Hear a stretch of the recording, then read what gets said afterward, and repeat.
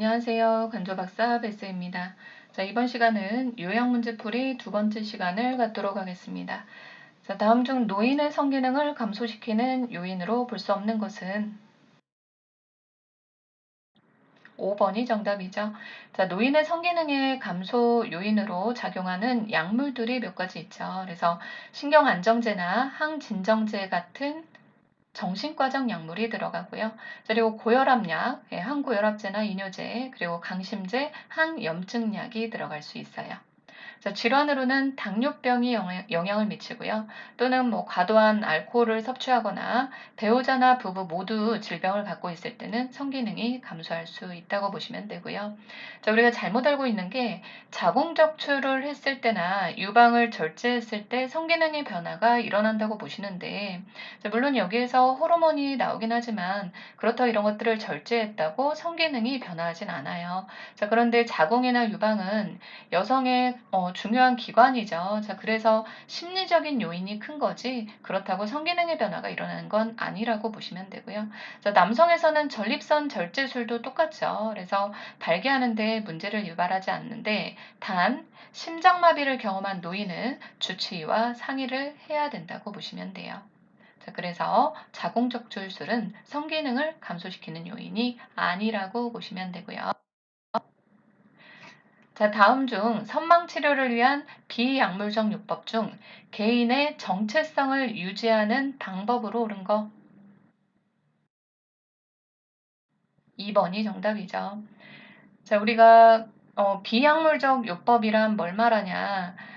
약물 치료 이외의 요법이에요. 그래서 행동을 교육시킨다든지 생활 습관을 교정하기 위해서 교육시키는 거, 약물 이외의 치료법은 다 들어가는 거죠. 자, 그러면 선망이 뭐냐? 우리가 의식장애로 인해서 주의력이 떨어지고요. 그리고 감정이나 정서나 사고 언어 등의 인지기능 전반에 장애가 나타나고 정신병적 증상이 나타나는 게 선망이다. 자, 이런 것들은 치매와 완전 다르게 급격하게 발생을 해요. 치매는 굉장히 서서히 발생을 하죠. 이게 언제부터 발병했는지 모를 정도로. 그리고 나중에 처음에는 이제 인지 기능이 떨어지긴 하지만 사람은 알아보는데 이 선망은 급격하게 발생하고 증상의 기복도 굉장히 심하고요. 초기부터 사람을 못 알아보는 것이 특징이에요.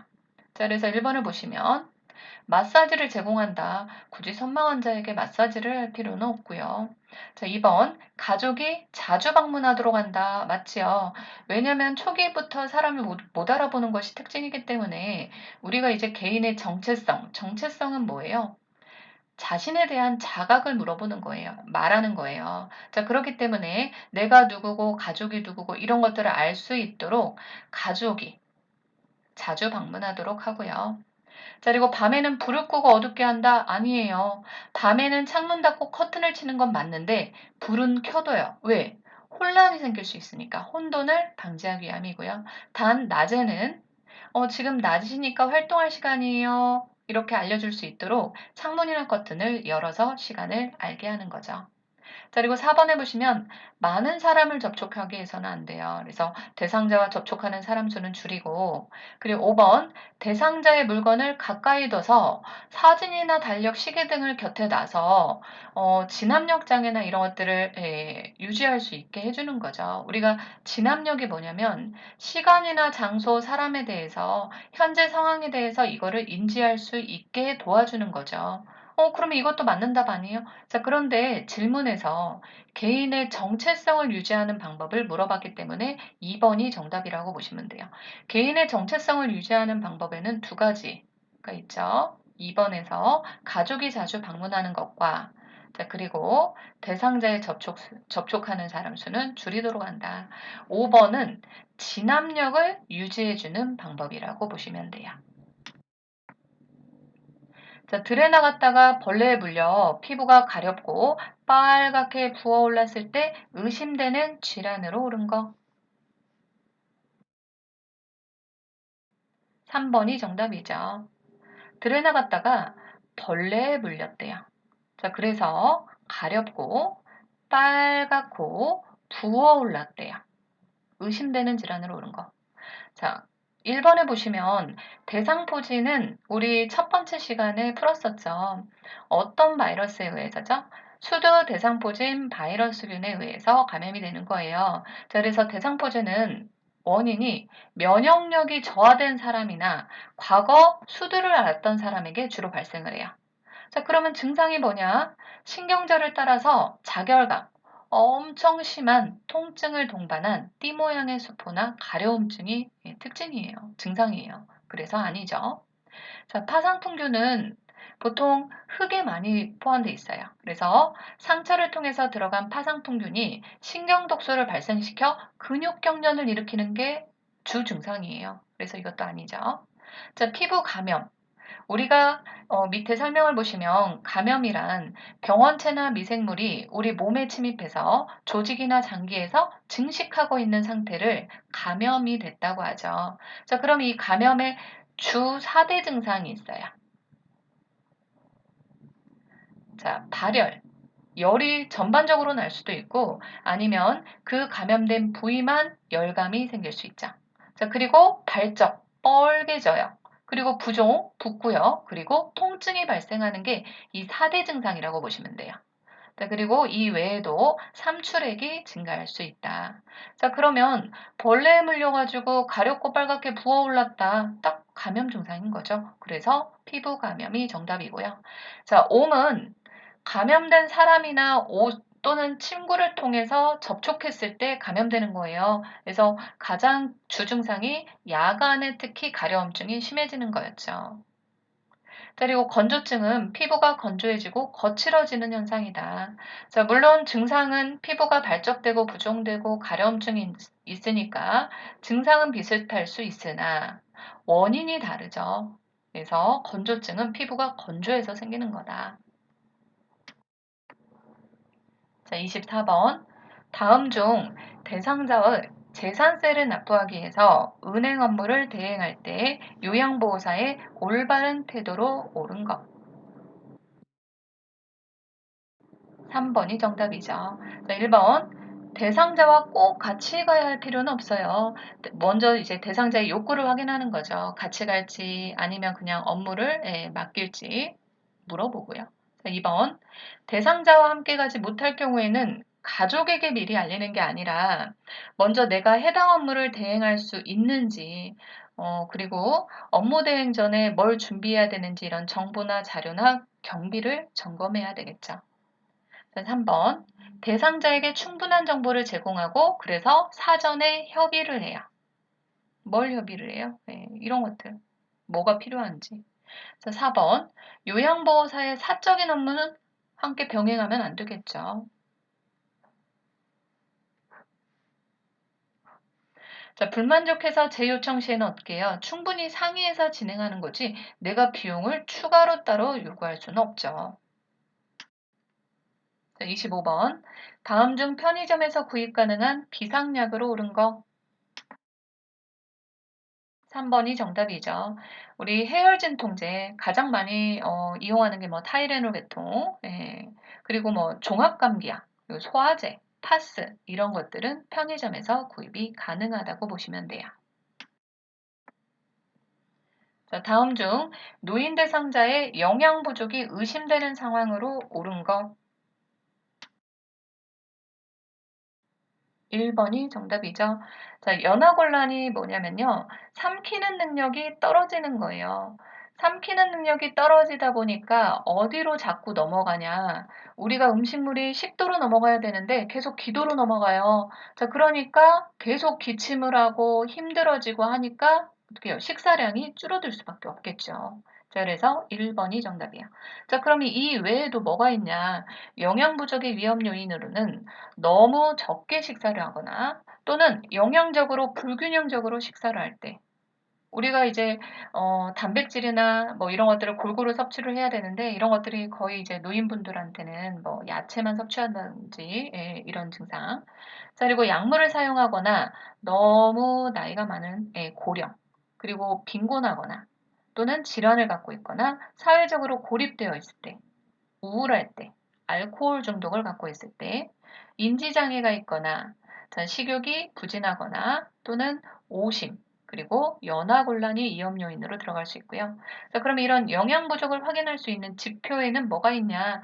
체중이 감소하고 신체 기능이 떨어지겠죠. 그리고 굉장히 마르고 약해 보이고요.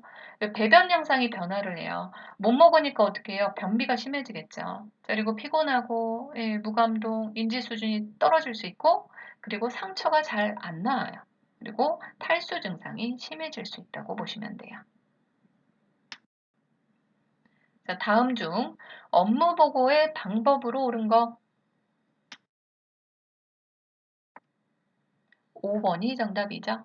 자, 1번 보시면 주관적인 사실을 보고하면 안 돼요. 주관적이라는 건 내 판단이 들어갔다는 거죠. 우리는 사실 그대로의 객관적인 사실만 정확하게 보고하는 거라고 보시면 돼요. 자, 2번. 중요한 사항은 기록해요. 그런데 보고도 같이 해야 되겠죠. 보고도 기록과 마찬가지로 빠뜨리지 않고 육하원칙에 따라서 잘 보고해야 되겠죠. 정확하게. 자, 3번에 보시면 근무 종료 후 한꺼번에 보고한다. 아니죠. 보고는 신속하게 해야 돼요. 왜? 신속한 대응을 하기 위해서. 우리가 보고를 한다는 건 대상자에게 물론 문제가 안 나타나는 경우도 있지만 문제가 있을 때 보고를 하는 경우가 많잖아요. 그래서 보고는 신속하게 보고를 하고 그리고 우리가 나중에 보고를 하다 보면 잊어버릴 수가 있어요. 그리고 4번. 대상자의 상태가 평상시와 다를 때만 보고해서는 안 되겠죠. 물론 대상자의 상태가 평상시와 다를 때 보고하는 건 맞아요. 그런데 이때만 보고하는 건 아니에요. 자, 그러면 언제 업무를 이렇게 보고를 해야 되냐? 대상자의 상태에 변화가 있거나 서비스를 추가하거나 변경할 필요가 있을 때 또는 새로운 정보를 파악했거나 새로운 업무 방법을 찾았을 때 또는 사고가 발생했거나 업무를 잘못 수행했을 때는 보고해야 되는 시기라고 보시면 돼요. 그리고 보고 내용이 중복되지 않도록 간결하게 보고를 해야 되겠죠. 28번. 다음 중 대상자가 균형을 잃고 낙상해 골절이 의심될 때 이송을 돕는 방법으로 옳은 거 2번이 정답이죠. 우리가 골절이 의심될 때는요, 절대 그냥 움직이게 해서는 안 돼요. 특히 우리 그 척추가 손상될 척추골절의 위험성이 있어요. 자, 그러면 이 척추 안에 뭐가 있냐? 신경이 있어요. 네. 그리고 그 주위에 혈관들도 굉장히 많겠죠. 그래서 골절된 부분이 신경을 누르면 마비가 될 수도 있고요. 혈관을 누르면 하필이면 또 대동맥 이런 데예요. 자, 그러면 출혈이 심해질 수 있겠죠. 그래서 골절이 의심되는 환자를 이송할 때는 가장 먼저 고정을 하는 게 가장 중요하다. 그래서 고정을 한 후 이송하는 건 2번밖에 안 나왔네요. 특히 이제 낙상했기 때문에 척추 손상의 위험성이 굉장히 크겠죠. 우리가 이제 경추를 이제 목의 그 척추를 경추라고 하죠. 경추 손상이 되면 신경을 잘못 누르면 이제 사지마비까지 될 수 있기 때문에 굉장히 위험하다고 보시면 돼요. 그래서 척추 고정판에 고정 후 이송하는 거예요. 골절 의심 환자는 고정 후 이송이다. 29번. 다음 중 재교육을 받아야 되는 요양보호사의 잘못된 행동으로 옳은 거.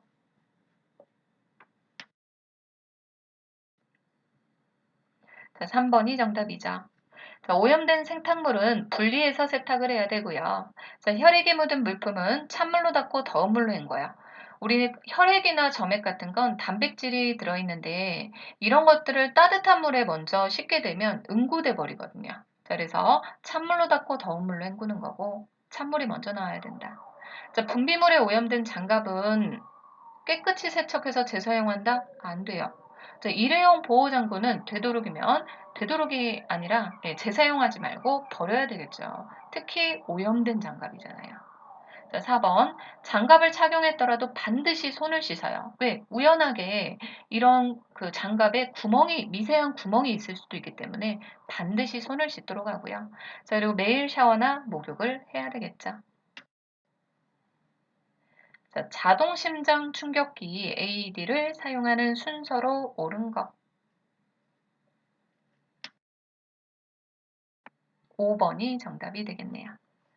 자, 우선 자동심장 충격기를 가져와서 전원을 켜야 되겠죠.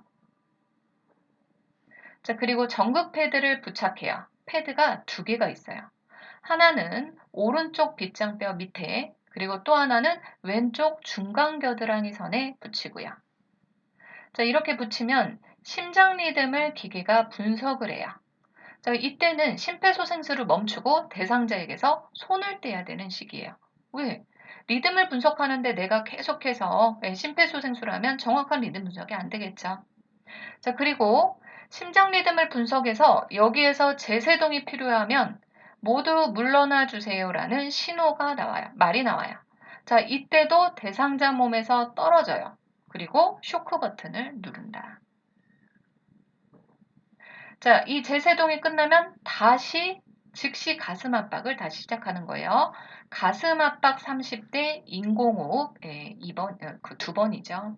그래서 이 순서대로 진행한다고 보시면 돼요. 우리가 그 요즘 심폐소생술 같은 게 가끔씩 그 TV 같은 데 많이 나오잖아요. 뉴스에서.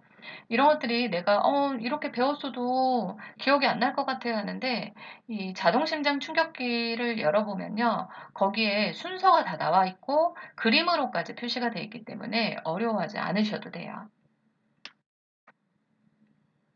자, 31번. 다음 중 화재를 예방하는 방법으로 옳은 거 2번이 정답이죠.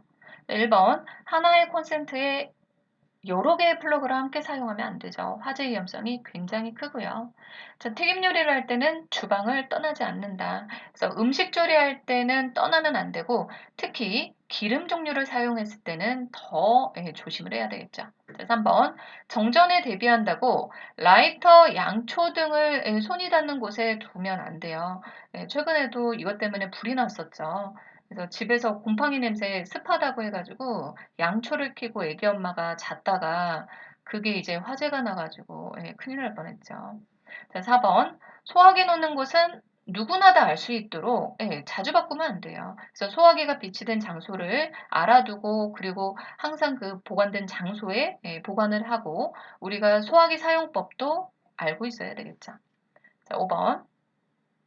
난로 곁에 세탁물 널어두면 안 돼요. 난로 곁에는 불이 붙는 물건을 치우고 특히 세탁물 같은 거 널어둬선 안 되겠죠. 자, 다음 중 이동욕조 선정 시 고려사항으로 옳은 거. 자, 5번이 정답이죠. 1번, 모서리에는 각이 져 있으면 안 돼요. 손상을 입을 수 있기 때문에 자, 날카로운 돌출부나 가장자리가 없어야 돼요. 그래서 이동욕조나 이런 것들은 다 곡선으로 돼 있고요. 자, 2번, 물을 빼는 배수 밸브 조작이 어렵다. 조작은 굉장히 간편하고 쉬워야 돼요. 자, 즉시 물이 빠지지 않아야 된다? 아니에요. 응급 상황이 생길 수 있겠죠, 목욕하다가. 그래서 응급 상황이 발생했을 때는 밸브를 열어서 즉시 물을 뺄 수 있게 아래쪽에 밸브가 있고요. 배수 밸브가 있고. 자, 4번. 우리가 이동욕조는 이동하면서 이제 그 목욕을 할 수 있는 기구잖아요. 자, 그렇기 때문에 평소에는 공기를 빼서 접어서 보관할 수 있어야 돼요. 자, 그리고 낙상 방지를 위해서는 바닥에 미끄럼 방지가 되어 있어야 되겠죠. 자, 다음에 해당하는 여가 활동 유형으로 옳은 거 5번이 정답이 되겠네요. 자, 주말에 손자와 함께 종이학을 접었대요. 자, 1번에 보시면 가족 중심 활동에는 가족과 함께 이동하는 거에 들어가요. 그래서 가족과 소풍을 가거나 가족과 대화를 나누거나 가족과 외식 나들이를 가는 게 들어갈 수 있고요. 자, 자기 개발 활동은 개발시키는 거. 그래서 책을 읽고, 독서와 교실을 가고, 그림 그리고, 서예 교실 가고, 악기 연주 배우고, 창작 활동 배우는 거. 이런 것들이 자기 개발 활동에 들어가고요. 자, 사교 오락 활동은 영화 보고, 연극하고, 뭐 음악회 가고, 뭐 노래 부르고, 전시회 가는 게 들어갈 수 있고요. 자, 운동 활동은 체조하고 가벼운 산책이 들어갈 수 있고, 소일 활동은 텃밭 야채를 가꾸거나 식물을 가꾸거나 신문 보거나 TV 신청하는 소일 활동이 들어가죠. 그리고 종이 접기가 들어갈 수 있다고 보시면 돼요. 자, 실내에서 화재 발생 시 대처 순서로 옳은 거 우리가 이제 레이스라고 하죠. RACE 앞에 대문자를 따가지고 순서를 정해놨어요. 그래서 첫 번째를 보시면 여기 먼저 설명을 보시면 우리가 레이스라고 해가지고 리스큐 이거는 이제 구조하는 거예요. 자, 위험에 처한 대상자를 즉시 구조해서 먼저 옮겨야 돼요. 왜? 거기 어떤 방에서 화재가 났는데 그 환자를 먼저 대피시켜야 되겠죠. 그래서 물론 경보를 가동시키고 119에 신고하는 것도 중요하지만 우선 거기에서 대상자를 먼저 대피시켜야 돼요. 그래서 구조가 먼저 들어가고요.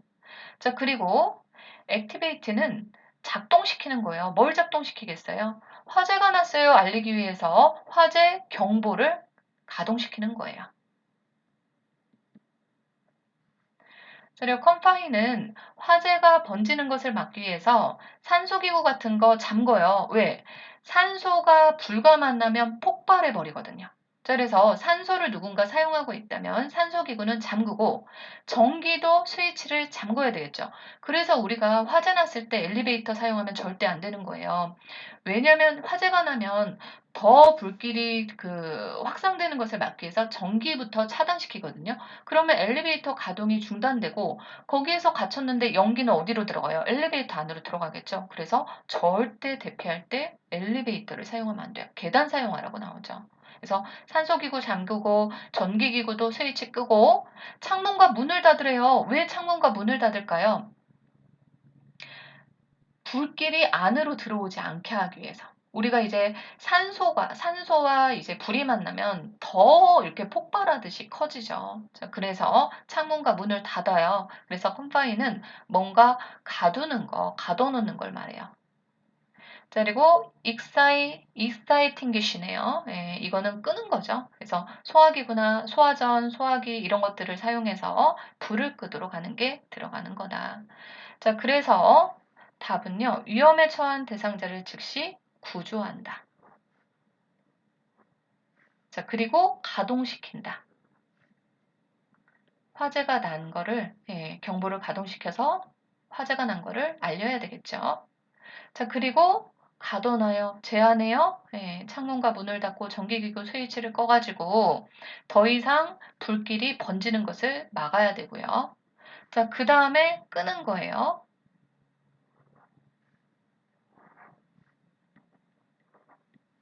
자, 그래서 구조하고 그리고 경보를 가동시키고 뭔가 불길이 더 번지는 것을 막기 위해서 닫아놓고 그리고 불을 끄는 게 들어가는 거다 알고 계시면 돼요. 자, 다음 중 임종이 임박했을 때 나타나는 증상으로 옳은 거 3번이 정답이죠. 자, 피부색은 혈액순환이 안 되겠죠. 임종이 임박했을 때는. 그래서 피부 색깔이 하얗게 또는 파랗게 변하는 거예요. 그 부분에 혈액 공급이 안 되는 거죠. 자, 2번에 보시면 의식이 점차 뚜렷해지는 게 아니라 떨어지겠죠. 그래서 시간이나 장소, 사람에 대해서 혼돈을 일으키고 알아보지를 못해요. 자, 3번. 숨이 가쁘고 깊게 물하시며 점차 천천히 쉬게 된다. 그래서 호흡순환 깊이가 굉장히 불규칙해지고요. 무호흡과 깊고 빠른 호흡이 교대로 나타나요. 우리가 이걸 이제 체인스톡 호흡이라고 하는데 임종 시에 나타나는 호흡이라고 보시면 돼요. 그리고 4번. 손발이 순환이 안 되니까 차가워지겠죠. 그래서 손발, 말초부터 시작해서 팔다리까지 점차 다 싸늘해지고요. 자, 5번. 근육이 이완돼요. 자, 그래서 항문 근육이 열려요. 그래서 그 변이나 소변이나 이런 것들이 다 배출이 된다고 보시면 돼요. 그래서 근육이 무력해져서 대소변도 조절을 못하고 실금이나 실변을 하는 증상이 나타난다. 자, 침대에 누워있는 왼쪽 편마비 대상자의 식사 자세로 옳은 것. 5번이 정답이죠. 우리가 식사할 때는요. 되도록이면 침대 머리를 높여주는 게 좋아요. 우리가 그 식사에 대한 문제가 많이 나오는데 왜 많이 나오냐. 보통 대상자들이 이제 누워 있거나 활동을 못하는 대상자들이 대부분이잖아요. 자, 그런데 우리가 식사를 도와줄 때 반드시 눕힌 상태로 먹이면 어떻게 될까요? 음식물이 기도는 우리가 숨을 쉬는 길이에요. 자, 그런데 기도로 음식물이 들어가 버리면 어떻게 돼요? 우리가 숨을 못 쉬어서 호흡곤란으로 사망할 수 있어요. 그래서 가능한 한 침대 머리는 눕혀주는 거예요. 그래서 침대에서 일어나거나 앉을 수 없는 경우에도 침대를 약간 30에서 60도 정도 높여주는 게 좋고요. 자, 똑바로 누우면 안 된다고 그랬죠. 왜? 기도로 음식물이 들어갈 수 있기 때문에. 자, 그래서 약간 옆으로 누운 자세가 좋고요.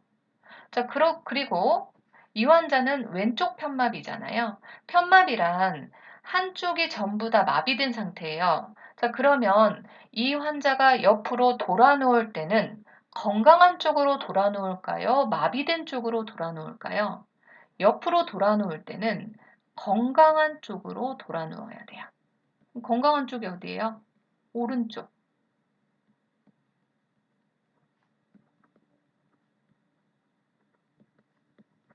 왜 건강한 쪽으로 돌아눕냐면 마비된 쪽은요, 신경이나 이런 것들이 다 손상되고, 자, 그러다 보니까 움직이질 못하니까 근육도 약해져요.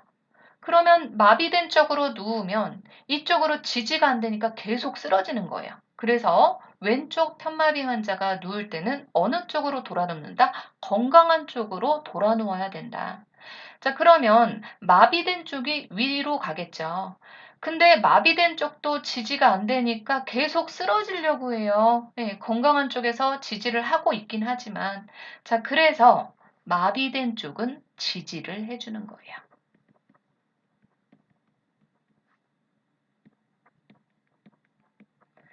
근데 우리가 지지를 한다고 이 환자를 계속 붙잡고 있을 수는 없겠죠. 그럼 어떻게 해요? 베개나 쿠션 같은 걸로 떨어지지 않게 등 뒤쪽에 대주는 거예요. 그래서 마비된 쪽을 지지해 주는 거다. 자, 그리고 문제를 보시면 3번. 왼쪽을 밑으로 해서 약간 옆으로 눕힌다. 건강한 쪽이 아래로 가도록 하라고 했죠? 그러면 건강한 쪽이 어디예요? 오른쪽이잖아요. 그래서 오른쪽을 밑으로 가게 해서 지지를 하고요. 자, 4번. 그러면 지지해 주는 곳은 어디예요? 마비된 쪽이라고 했죠? 그래서 마비된 왼쪽에 베개나 쿠션을 넣어서 지지를 해주고요. 그리고 이게 다 이제 정리돼서 5번에 나왔어요. 그래서 왼쪽 편마비 대상자의 식사를 도와줄 때는 침상머리를 약간 올리고 건강한 오른쪽을 밑으로 해서 약간 옆으로 눕힌 다음 마비된 쪽, 왼쪽은 지지를 해주는 거다 보시면 돼요. 자, 다음 중 대장암 환자의 식이요법으로 옳은 거 4번이 정답이죠. 자, 우리가 대장암의 발병 요인은 굉장히 여러 가지가 있어요. 뭐 유전적인 것도 있고 비만이나 뭐 염증성 장질환이 계속됐거나 아니면 뭐 음주, 오랫동안 뭐 술을 담배를 뭐 많이 한다거나 특히 50세 이상의 연령에서 굉장히 많이 발병하고 있어서 우리나라도 건강검진에서 50세 이상부터 대장암 검진이 들어가죠. 자, 그런데 특히 더 영향을 많이 주는 게 뭐냐? 식이 요인이라고 보시면 돼요. 지금까지 연구 결과에 의하면 식생활이 대장암 발병에 가장 큰 영향을 미치는 걸로 보고 있어요. 자, 특히 동물성 지방이나 포화지방 같은 음식을 계속 먹는 거. 아니면 우리 그 육가공 식품이라고 하죠. 요즘 소세지, 햄, 베이컨 같은 거 굉장히 많이 먹잖아요. 자, 이런 것들을 즐겨 먹었을 때 대장암 발생 위험이 굉장히 높다고 나오죠. 자, 그러면 어떤 시기가 좋냐? 되도록이면 섬유소가 많은 음식. 왜냐면 섬유소가 많은 음식은 소화흡수가 안 된 상태로 이렇게 그 앞에 있는 대변을 밀어줘요. 자, 그러니까 대장에 이런 그 음식물 찌꺼기나 이런 것들이 오래 남지 않도록 하는 거죠. 자, 그래서 이런 것들을 생각하고 문제를 푸시면 될 것 같아요. 자, 1번에 보시면 정제된 곡물을 섭취한다. 정제된 곡물은 쉽게 생각하면 많이 깎아버린 곡물이에요. 그래서 흰쌀밥, 우리가 도정이 굉장히 많이 된 흰쌀밥 이런 것들이 정제된 곡물이에요. 자, 흰쌀밥에는 섬유소가 별로 안 들어있어요. 다 깎여버렸으니까. 그래서 섬유소가 많이 들어있는 통곡물이나 잡곡 등의 그 곡물을 섭취하도록 하는 게 좋겠죠. 자, 이번에 훈연식품. 훈연식품이나 가공식품, 인스턴트 음식으로 인해서 대장암 발병률이 더 심해진다 그랬잖아요. 그래서 이런 것들은 피하도록 하고, 동물성 지방이나 아니면 뭐 포화지방, 이런 것들도 제한해요. 그래서 동물성 식품보다는 식물성 지방을 섭취하도록 하고, 자, 그리고 수분 섭취 권장이에요. 그래서 하루에 6잔에서 8잔의 생수를 마시도록 한다. 그리고 너무 자극적인 음식을 피해야 되겠죠. 그래서 4번이 정답이 될 수 있겠네요. 자, 38번. 다음 중 천식이 있는 대상자를 돕는 방법으로 옳은 거. 자, 2번이 정답이 되겠네요. 우리가 천식은요, 기도에 만성 염증성 질환으로 기관지벽이 붓고, 자, 기관지 안에가 부종이 일어나서 부어버리니까 우리가 숨 쉬는 구멍인 기도가 좁아지겠죠. 이걸 이제 기도 협착이라고 해요. 자, 그래서 천식 환자한테서 가장 많이 나타나는 게 뭐냐? 호흡곤란이 가장 많이 나타나요. 그래서 여러 가지 자극에 대해서 기도가 과민 반응을 일으켜요. 그래서 기관지 근육이 수축해서 기도가 좁아지는 부종이 나타나는 게 천식이라고 보시면 돼요. 자, 그러면 이런 천식을 악화시키는 요인은 뭐가 있냐? 우리가 너무 긴장하는 이런 스트레스 상황이나 아니면 꽃가루, 진먼지 진드기, 대기오염, 먼지, 황사, 매연 등의 자극물질 또는 담배 연기, 아니면 갑작스러운 온도나 습도의 차이, 특히 차고 건조한 공기에 갑자기 노출됐을 때 많이 발생한다고 보시면 돼요. 자, 그래서 1번에 보시면 찬바람에 노출시키면 안 된다 그랬죠. 갑작스러운 온도 변화에 의해서 악화된다 그랬죠. 그래서 찬바람에 노출 안 되고요. 자, 2번 침구류는 뜨거운 물로 빨아요. 왜? 악화 요인이 진먼지, 진드기 이런 것들도 많기 때문에 먼지나 진드기를 없애기 위해서는 뜨거운 물로 빨도록 하고요.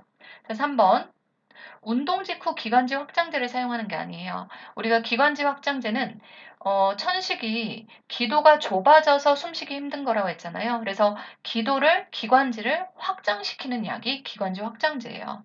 자, 그러면 우리가 운동할 때는 호흡곤란이 심해지겠죠. 자, 그래서 이런 기관지 확장제는 언제 투여하는 게 좋을까요? 운동하기 전이죠. 그래서 호흡곤란이 심한 경우에는 운동 30분 전에 기관지 확장제를 투여하는 게 좋고요. 자, 그리고 찬 음료, 찬 거 안 좋다 그랬죠. 그리고 실내 습도 너무 높게 해서도 안 돼요. 우리가 온도도 갑작스럽게 변하는 것도 악화 요인이지만 습도도 갑자기 높아지는 것도 안 돼요. 습도가 너무 높아지면 분비물이 또 많아지겠죠. 그래서 온도나 습도를 갑작스러운 이런 변화는 안 좋다고 보시면 돼요. 자, 다음 중 공복감으로 잠을 이루지 못하는 수면장애 대상자를 돕는 방법으로 옳은 거. 5번이 정답이죠. 자, 1번. 따뜻한 홍차나 녹차를 제공한다. 우리 홍차나 녹차에는 뭐가 들어있어요? 카페인이 함유돼 있죠. 그래서 커피 등의 카페인이 함유된 음료는 줄이고요. 오후에는 되도록 금하도록 해야 되겠죠. 자, 실내 온도를 서늘하게 유지해서는 안 돼요. 실내 온도를 너무 덥게 해도 수면 장애를 일으킬 수 있고 너무 추워도 그렇죠. 그래서 적절한 온도와 소음으로 조절해서 유지를 해야 되는 거고요. 자, 그리고 잠이 안 온다고 무조건 수면제를 복용시키면 안 돼요. 그래서 수면제나 진정제 이런 것들을 장기 복용하지 않도록 하고, 자, 과식해도 숙면이 어려울 수 있죠. 그래서 저녁 식사는 과식하지 않도록 하고, 만약에 너무 공복감으로 인해서 잠이 안 와요. 이럴 때는 따뜻한 우유를 마시는 게 도움이 될 수 있겠죠. 그래서 5번이 정답이 되겠네요. 자, 다음 중 노인 대상자가 만성관절염으로 어깨와 무릎의 통증을 호소할 때 돕는 방법으로 옳은 거. 2번이 정답이 되겠네요. 우리가 이제 만성관절염을 이제 골관절염, 퇴행성 관절염이라고 하는데 이런 것들이 왜 생기냐? 우리 여기 그림을 먼저 보시면요. 이렇게 뼈와 뼈를 이루는 그 관절 사이에는 이렇게 연골이 있어요. 연골이 무슨 역할을 하냐면 쿠션 역할을 해요. 서로 부딪히지 않게 하기 위해서 쿠션 역할을 하는데 우리가 관절을 평생 사용하다 보면 굽혔다 폈다 하면서 이 연골이 닳아 없어지겠죠. 자, 그런데 그래도 계속 사용해요. 그러면 이 연골이 완전히 없어져서 뼈와 뼈끼리 부딪혀서 염증을 일으키는 게 골관절염. 근데 언제 많이 생겨요? 관절을 많이 사용했을 때 생겨요. 그래서 노인분들한테 많이 생기는 거예요. 그래서 퇴행성 관절염이라고도 해요. 그래서 골관절염, 퇴행성 관절염이란 뼈를 보호해주는 끝부분에 연골이 닳아서 없어지거나 관절에 염증성 변화가 생기는 상태를 말한다. 자, 이렇게 염증이 심해지니까 통증이 굉장히 심하겠죠. 자, 그러면 1번에 보시면 냉찜질해도 될까요? 우리가 골절이 됐거나 다리가 삐끗했거나 이런 염좌가 생겼거나 급성 질환에서는 냉찜질을 하는 게 맞는데 이렇게 만성염증 질환에는 온찜질을 해야 돼요. 그래서 2번이 정답이고요. 자, 3번 진통제를 준다. 물론 통증이 있으니까 진통제를 복용하는 게 맞는데 약물치료요법에서는 이게 염증성 질환이잖아요. 그래서 소염제, 염증을 치료하는 약이 들어가야 되겠죠. 이거보다는. 자, 그리고 심호흡을 하게 한다. 심호흡보다는 물리치료나 이런 마사지 이런 것들이 도움이 될 수 있고요. 자, 운동의 강도를 너무 높여서는 안 돼요. 특히 이런 그 관절에 무리가 가는 운동 같은 거, 계단을 오르내리거나 등산을 하거나 이런 것들은 관절이 더 무리가 갈 수 있기 때문에 안 좋고요. 자, 그럼 이런 골관절염 환자나 퇴행성 관절염 환자에게 가장 좋은 운동은 앞에서 우리 첫 번째 문제풀이에서 풀었었죠. 어떤 운동이 가장 좋나요? 수영이죠. 그래서 골관절염, 퇴행성 관절염의 가장 좋은 운동은 수영이고요. 골다공증으로는 걷기 운동으로 나온다고 그랬죠. 그래서 여기까지 잘 들으셨다면 구독과 좋아요 부탁드리고요. 오늘도 좋은 하루 되세요. 고생하셨습니다.